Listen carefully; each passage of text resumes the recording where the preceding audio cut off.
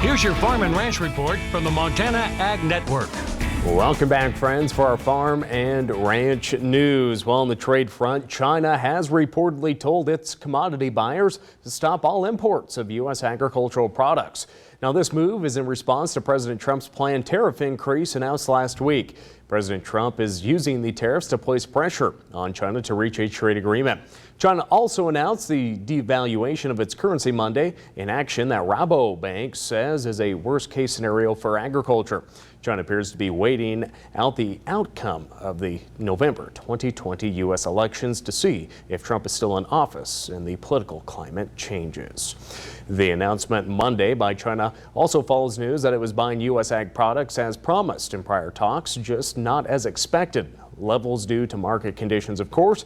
China claims demand for soybeans is weak in the nation because of African swine fever. Now looking to USDA crop progress news today, the national winter wheat harvest continued to inch along last week, reaching 82% complete as of Sunday, behind last year's 89% and 10 percentage points behind the 5-year average of 92%. In Montana, 26% of the winter wheat is harvested, with field ratings improving from last week, with 36% rated excellent and 36% good and 16% fair.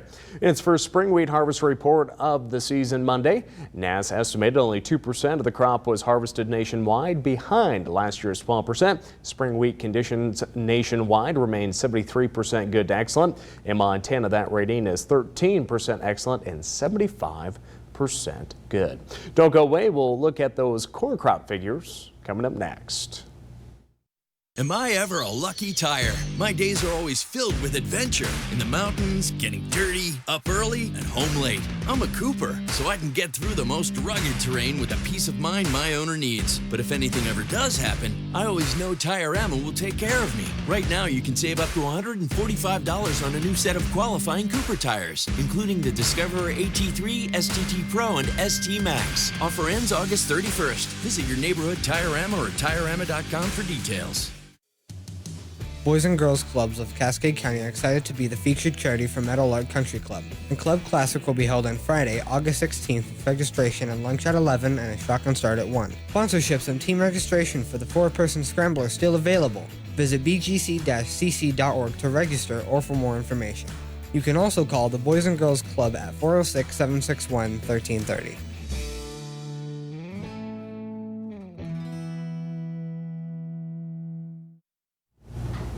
As we return back today, cattle producers are continuing to watch the status of the nation's corn crop this year, of course, after a difficult spring planting season.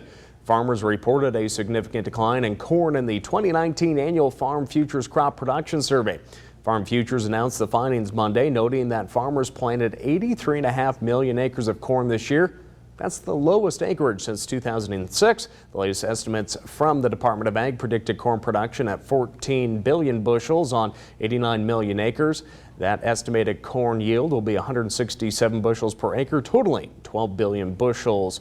The crop will be the smallest since 2012.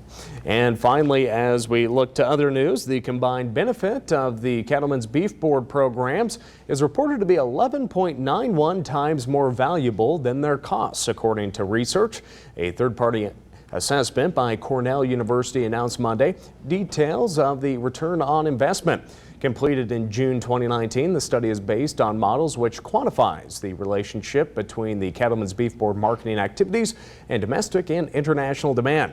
It also compared the costs and benefits of those activities relative to producer and importer investments in the national portion of the Beef Checkoff program. Now, under existing U.S. law, the organization is required to have an independent analysis of the program's economic effectiveness conducted at least once every 5 years. Chairman of the board, Chuck Coffey of Oklahoma, says results tell us that we are achieving the goal of increased beef demand worldwide, end quote. The study also found activities have increased beef demand by 2.6 billion pounds per year between 2014 and 2018. Well, that's all the news we have for this report. Have a great day.